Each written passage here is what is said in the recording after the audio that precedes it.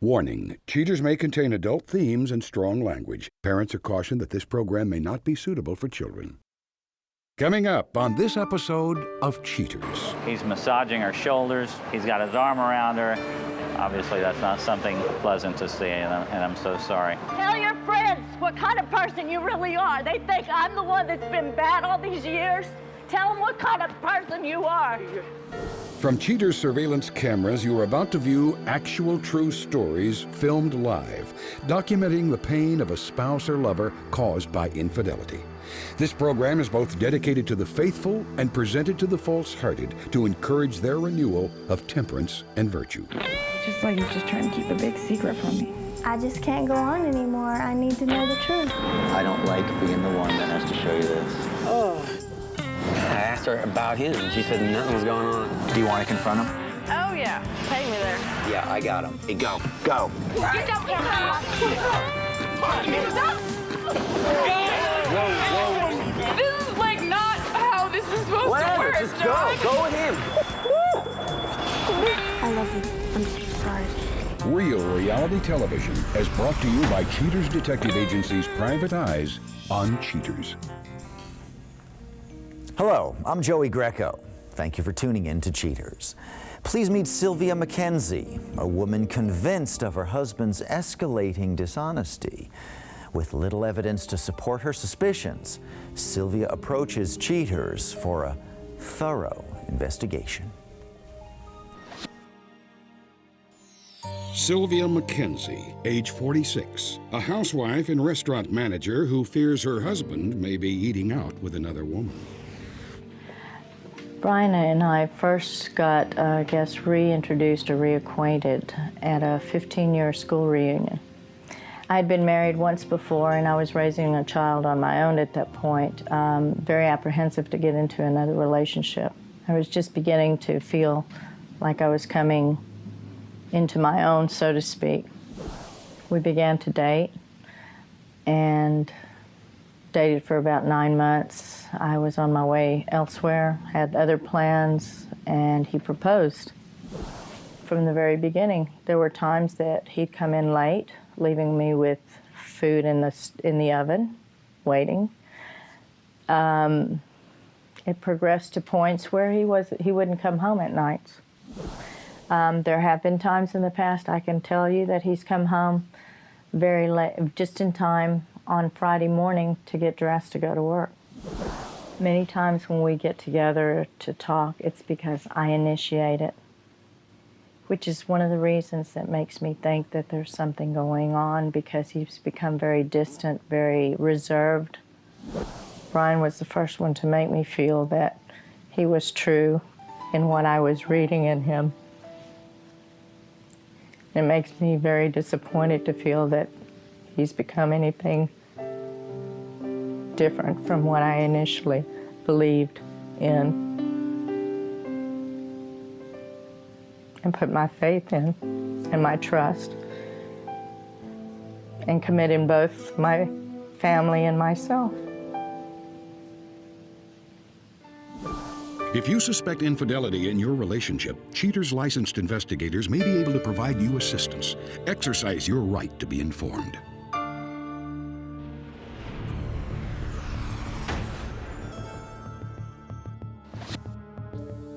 Identity of suspect withheld, age 47. A tax consultant who may be cheating on someone other than Uncle Sam. Investigation day 1. Cluing in to Sylvia's admonition that her husband tends to disappear on Fridays, Cheaters inspectors use the end of the work week as a starting point for the investigation. As expected, the suspect emerges from his office shortly after 5 and hops into his car. A co-worker who is parked next to the suspect gets into a separate car, and the two jet off to a local Burger King, where the unknown female companion drops her car off, grabs a few bags, and gets into the suspect's automobile. The sneaky manner in which the female companion disposes of her vehicle immediately raises the eyebrows of Cheaters' watchdogs, who then follow the couple to a nearby hotel. The two suspiciously proceed to the top of the hotel parking lot and leave their vehicle in a completely vacant level of the garage. From there, they proceed inside to the hotel bar, Approximately 2 hours later, they return to their car, where the female companion changes clothes for unknown reasons. The couple then heads back to the fast food restaurant, where she reclaims her vehicle, and the two head off in their respective automobiles. Investigation Day 15. It's becoming obvious that the suspect and his companion are creatures of habit, as the two secretive lovebirds stick to their established Friday night routine. Once again, they leave work in separate cars and drop off her vehicle. Then they proceed to the same hotel where the suspect helps his companion unwind from a long day's work with a soothing back rub. The woman, who has now been identified, seems to be warming up to the suspect as the two cuddle closely in their lounge chairs. Cheater's PIs have also learned during the week-long interim that the female companion has a boyfriend of her own, who apparently is also being deceived by his partner.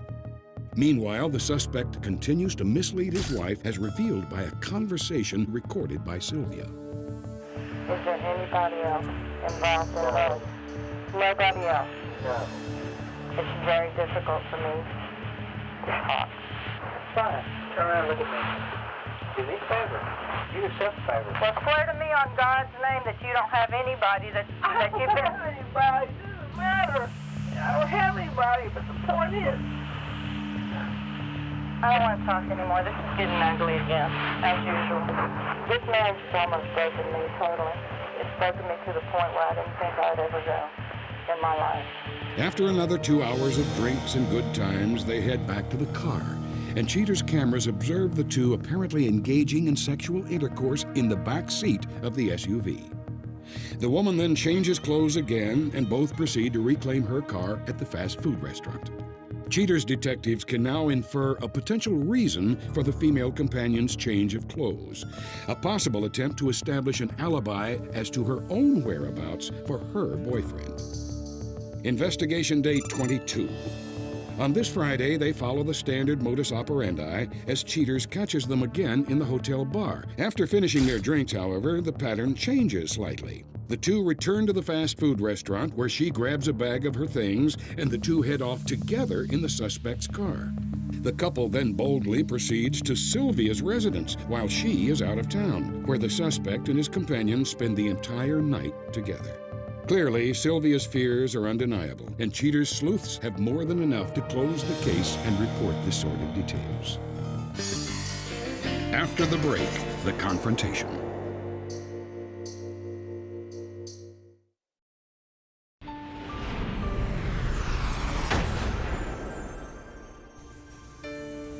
Having gathered overwhelming evidence in the case, Cheaters contacts Sylvia to report on the unwelcome findings.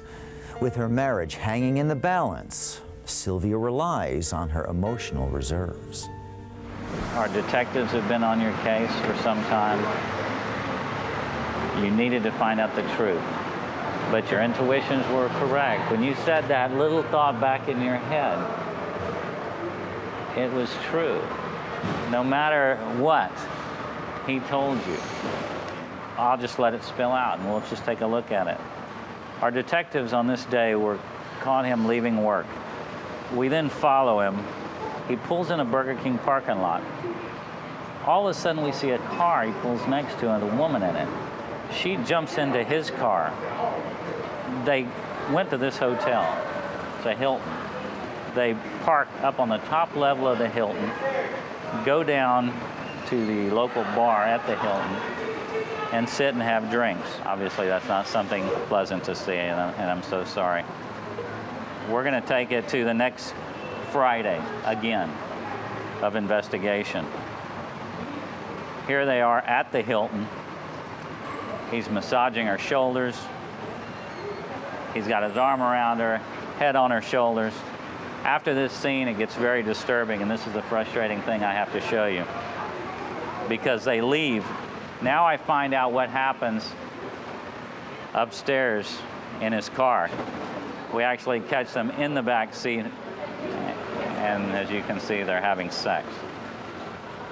And that's the sad, frustrating facts. The reason we brought you to this loud, ridiculous hotel parking lot is because his car is right there, and her car is right there. And they're upstairs right now and he rented a room. He's just not at the bar this time. But they're in a room upstairs. He can't get out of this one. No, he can't. You're a good lady. Let's go ahead and go back to the car and we'll... All right, there is movement. Very good. Thanks. I got it. All right, here's where we're at. We have a detective on the floor. There's some movement up there. We think they're coming down. So we need to go ahead and get in position so we can confront them, okay? You all right? Yeah. Okay. Hang in there now. It's almost done. Let's go ahead and hop down. I'm glad you have your daughter here, too. She's a trooper.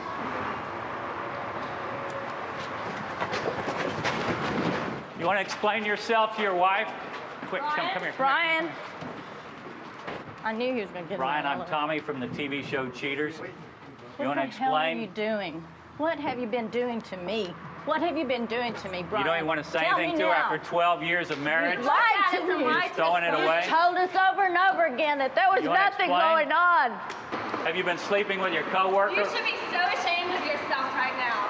So ashamed of yourself. Everybody's gonna see this. You wanted to be our friends after all this? After all of this, you expect us to be able to even look at her? You can't even look at me. Why don't you be a Right. man and stand up? Where's your girlfriend? Tell your wife. Does Carbone know what's going on? All she wanted was a little honesty, pal. Does Carbone? Stop. You Stop. can't give her, hey, don't. Just stop and talk to me for a minute. You wouldn't talk to me before. You wanted to know Is that the why? Why I got a lawyer? You wanted to know why? Because I saw what you were doing, and we hadn't even split up. And she's been in the house? I had to show her Been footage. in the house. You took her to the house. I had to Tell show your her friends footage. what kind of person you really are. They think I'm the one that's been bad all these years. Tell them what kind of person you are. Tell them what kind of person you are. You were having sex with her in your car? Is that what you told at her their to house? get your hands off of you? In the car, Brian. You should be so ashamed of yourself. I'm ashamed of you. Would you like to talk to her? Yes, I would. You want to go up to the room? I'll go up to the room. I don't care. Let's go. Let's have a little conversation. After you talked all that stuff about her? He wouldn't say a word. I knew he wouldn't. He doesn't have what it takes. Coming up, the conclusion.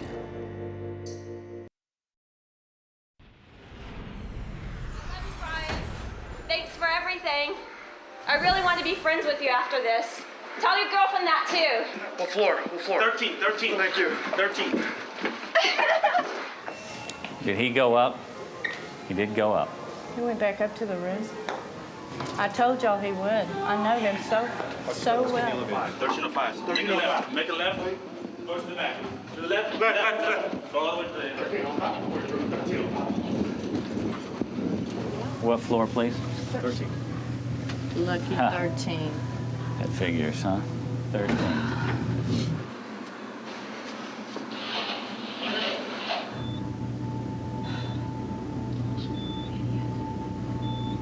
He's getting his due.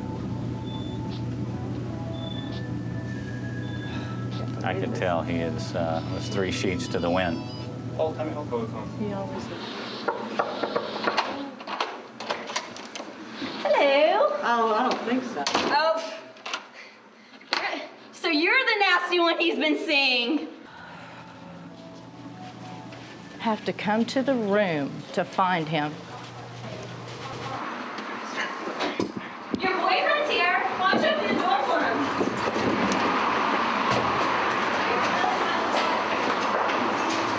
Is he up here? No, he took off down the stairs. When he saw me up here, he took off. That's the man you took up with. He leaves you in the room.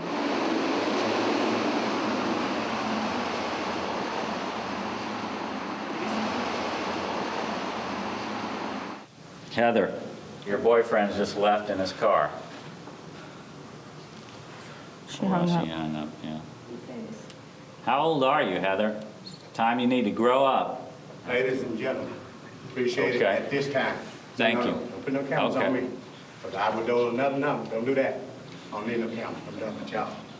Okay, We'll wait, we'll wait Bye, downstairs. Heather. Don't put no cameras on me. Heather, we'll wait downstairs. You're gonna cut it out.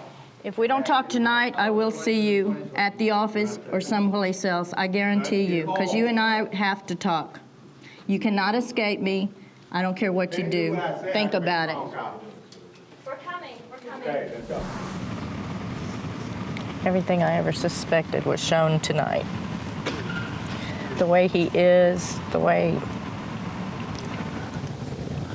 Won't even stop long enough to say a word other than take your hands off of me. You can't be forgotten in this. You're not insignificant. You are an important.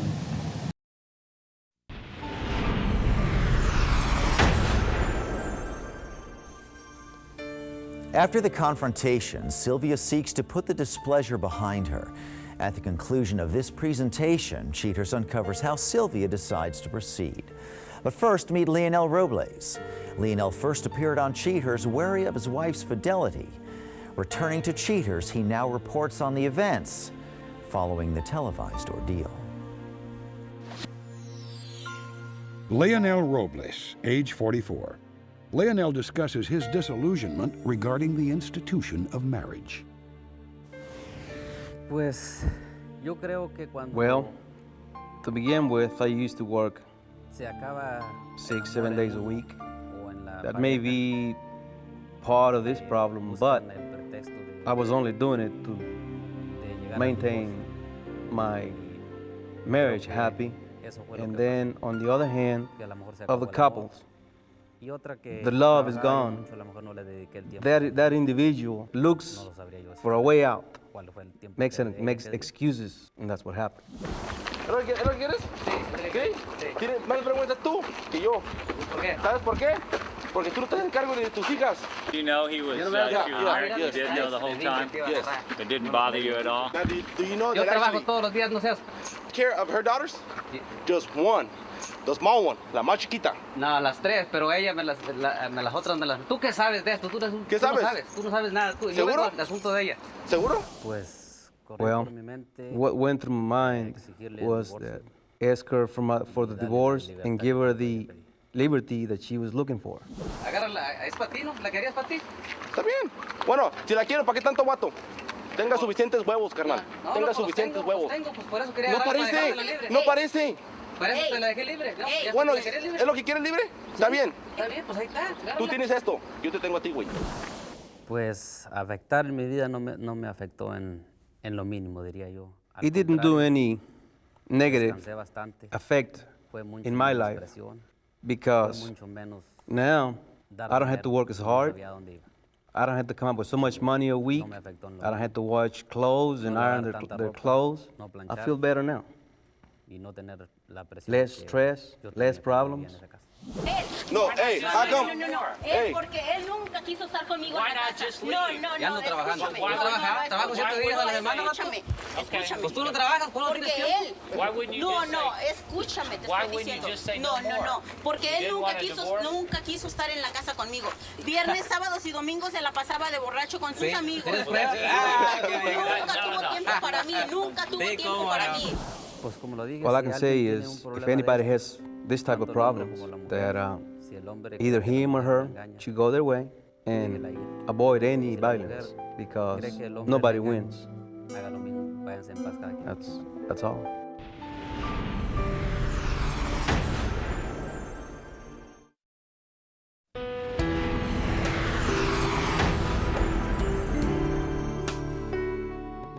Following the confrontation, Sylvia McKenzie related that she was experiencing ambivalent feelings toward her soon-to-be ex-husband.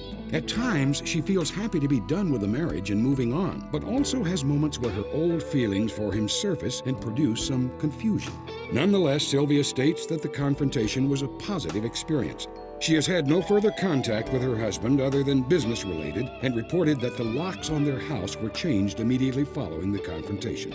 At this time, her husband has made no personal attempt to contact Sylvia, but did state through a lawyer that the airing of the show would constitute an invasion of his privacy and that legal action would be forthcoming. Not surprisingly, neither he nor his companion made themselves available for comment.